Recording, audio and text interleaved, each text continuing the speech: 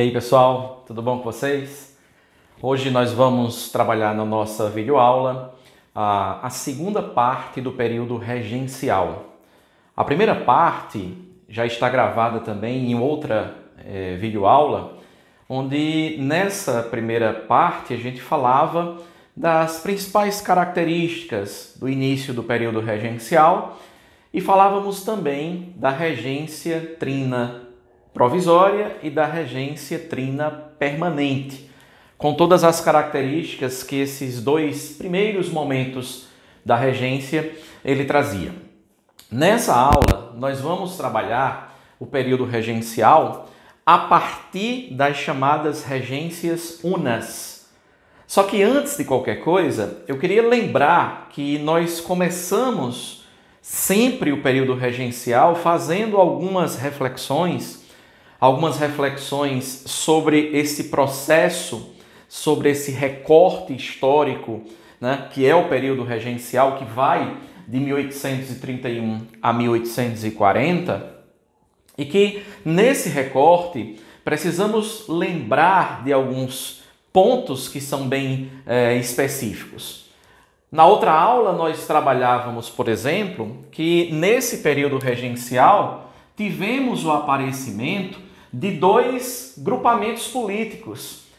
Esses grupamentos políticos foram chamados naquele momento de liberais e conservadores. Lembrando que a principal característica de liberais e conservadores é que os liberais defendiam um processo de descentralização administrativa, política, e os conservadores defendiam um processo de centralismo. E que, na verdade, nós devemos lembrar que várias frases foram ditas naquele momento da regência, frases essas que davam um sentido a esses partidos que não era um sentido de muita diferença. Então, os partidos não tinham diferenças ideológicas muito fortes, porque para aqueles homens da época, o mais importante era a manutenção do poder, a manutenção da ordem estabelecida. Por isso, frases como liberais e conservadores são todos farinha do mesmo saco. Então, trabalhamos essa parte dos partidos. Dizia para vocês que uma das grandes discussões que tínhamos no período regencial dizia respeito à descentralização ou centralização política, à formação das Forças Armadas, as questões relativas à organização territorial do Brasil. Todas essas são questões bem importantes para que a gente relembre todo o tempo. Na aula de hoje, nós vamos trabalhar as chamadas regências unas. Nós vimos em outro vídeo, como disse a vocês, a regência trina provisória e a regência trina permanente, com todas as suas características. Lembrando que da regência trina permanente, talvez a questão mais importante seja a de pensar um documento, um dos documentos mais importantes nesse momento, que é o ato adicional à Constituição. Esse ato é feito em 1834 e ele traz algumas tendências liberais à discussão da época. A partir de um determinado momento, nós tivemos a criação das chamadas regências unas. Nós temos duas dessas regências. A primeira regência una, ela vai ser organizada pelo padre Diogo Feijó. E não existe muita coisa encorpada sobre esse momento. O momento é importante para a gente pensar, por exemplo, que o Feijó fazia parte de uma estrutura liberal, ele fazia parte de toda aquela discussão, né? E era discussão sobre a descentralização administrativa.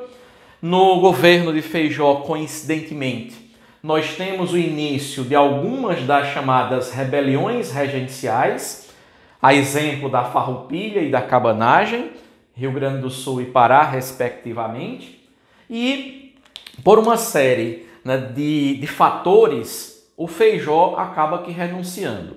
Agora, a questão mais importante nesse momento é de se pensar o seguinte: quando Feijó ele assume com essa tendência mais liberal, coincide, como eu disse a vocês, as revoltas regenciais, e grande parte das oposições nesse momento começam a associar que essas revoltas, que essas rebeliões só estavam acontecendo pelo fato do Feijó ter uma tendência liberal. Fato é que não existe uma correlação muito forte de forças nesse momento. Ele renuncia e foquemos, por exemplo, na regência una do Araújo Lima. Aqui, na verdade, nós temos uma questão conceitual para começar, que é exatamente essa primeira questão. Ó. Quando a gente fala de regência do Araújo Lima, de certo modo, nós estamos falando do chamado regresso conservador, ou seja, os conservadores agora estão no poder, e estando no poder, eles vão começar a colocar em prática algumas das suas pautas ditas conservadoras, e aqui eu coloquei algumas dessas questões que eu acho que são importantes para nós. Primeiro, o Araújo Lima ele vai organizar uma lei, e essa lei vai ser chamada de Lei Interpretativa ao Ato Adicional. Lembrem-se, aqui em 1834 foi feito no Brasil, aqui no contexto da regência permanente, este documento, a gente vai colocar o nominho aqui de novo, o Ato Adicional, e dizia para vocês em outro momento que esse ato adicional, ele tinha uma tendência liberal. Ele criou estruturas de descentralização administrativa. E aí você tem o quê? Que a partir do momento que Araújo Lima assume, ele vai fazer uma lei que vai interpretar o ato adicional a partir de um olhar conservador. Isso significou basicamente o quê? Significou isso aqui, a anulação prática do ato adicional. Então, tudo aquilo que o ato adicional tinha construído, enquanto experiências de descentralização, vou te dar exemplos.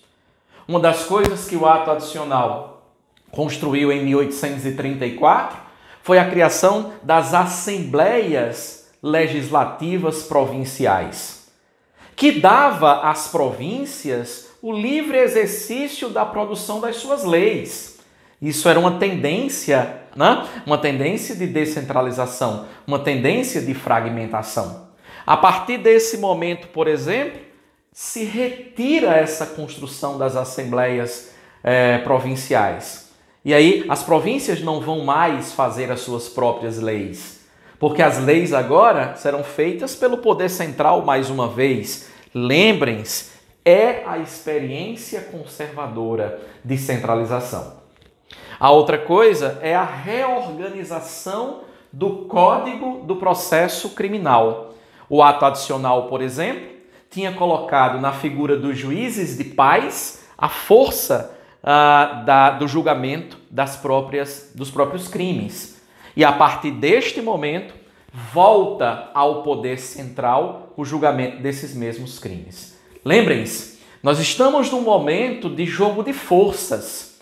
Enquanto em um primeiro momento se descentralizava, se pensava em experiências de descentralização, a partir desse momento as experiências são centralizadas. Araújo Lima, por exemplo, ele vai convidar para fazer parte dos ministérios brasileiros homens que eram naquele momento considerados a fina flor da intelectualidade brasileira, os grandes intelectuais brasileiros. Por isso que os ministérios eram chamados de ministérios de capacidades, pela grande quantidade de intelectuais que o Araújo Lima convidou nesse momento.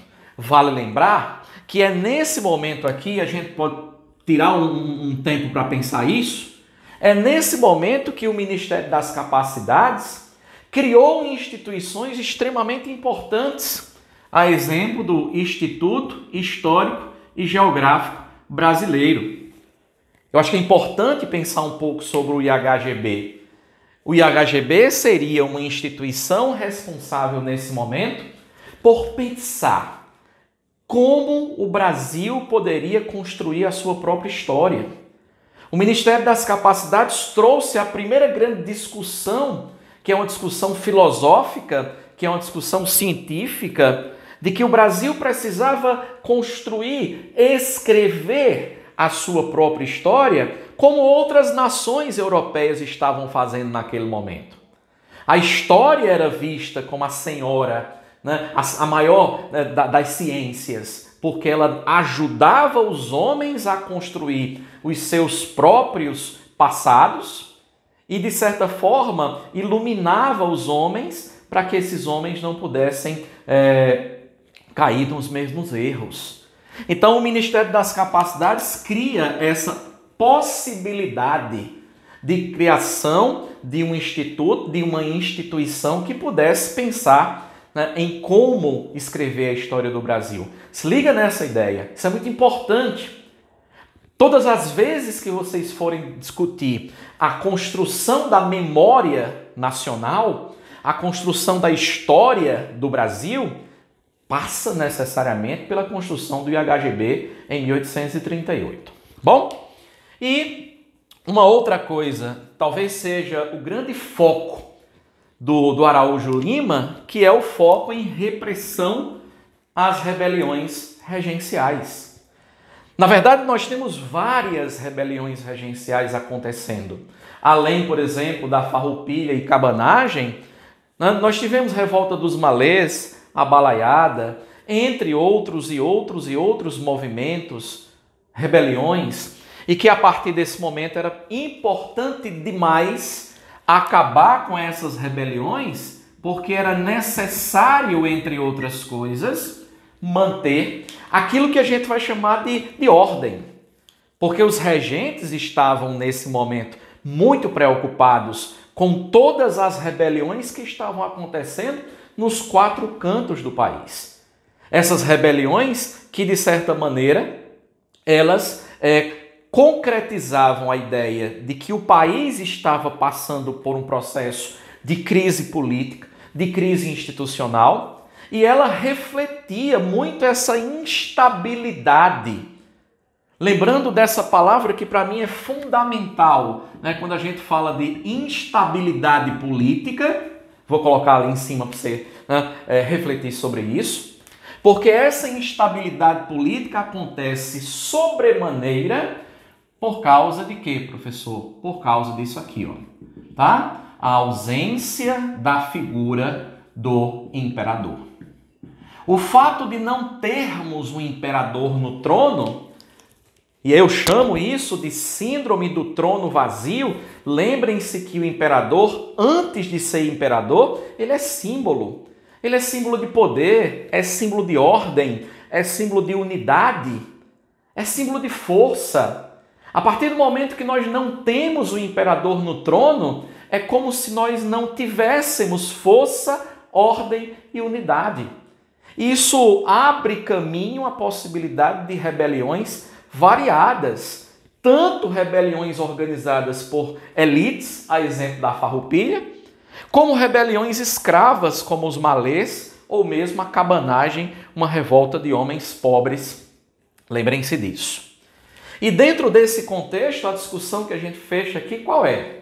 Dentro do contexto de uma necessidade de busca e de construção da ordem, traduza construção da ordem como se acabar revoltas regenciais, lembrem-se que, a partir de um determinado momento, olha a ideia, os homens começam a criar uma instituição que foi chamada por esses mesmos homens de Clube da Maioridade. A ideia, eles fazem esse clube aproximadamente entre os anos de 1839 e 40, a ideia era defender que Pedro II, com apenas 15 anos, teria condições, sobretudo condições simbólicas, de assumir o trono.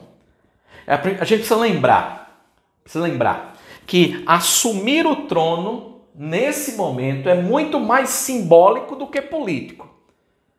O fato de colocarmos alguém no trono, embora não tivesse uma idade, uma maioridade, é muito mais simbólico do que político. É tanto que formam o clube da maioridade e em 1840 nós temos o golpe da maioridade, que pode ser traduzido como o quê? Pode ser traduzido exatamente como isso aqui, Tá aqui, A antecipação da maioridade de Pedro II. Se dizia à época a seguinte frase: queremos Pedro II, embora não tenha idade. A nação dispensa a lei e viva a maioridade.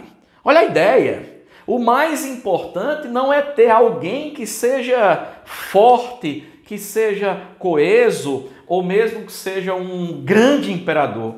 O importante aqui é ter alguém no trono.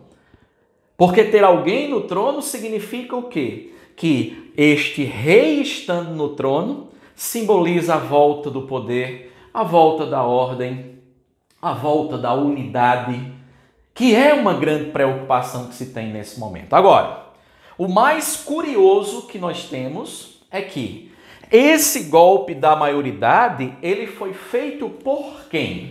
Ele vai ser feito exatamente pelos liberais. Com um sentido que é duplo.